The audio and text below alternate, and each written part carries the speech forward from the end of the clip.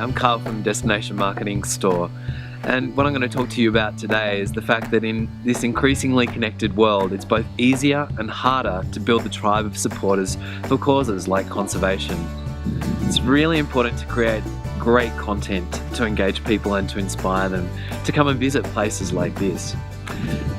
One of the best things you can do is actually let nature speak for itself. So often in conservation circles, we tend to let nature sit in the background while we get really enthusiastic about telling everyone everything we know about this wonderful place. Sometimes the best thing we can do is actually go quiet and let the place speak for itself.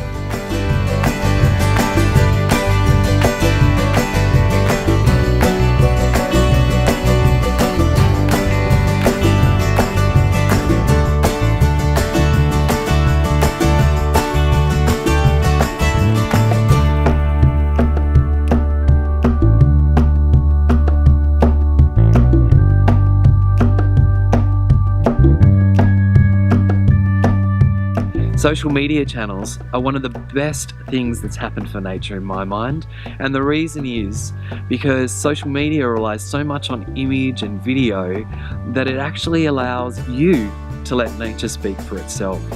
I really urge you to think about how you can use social media channels to reach out beyond your regular visitors and create a whole new tribe of supporters for conservation.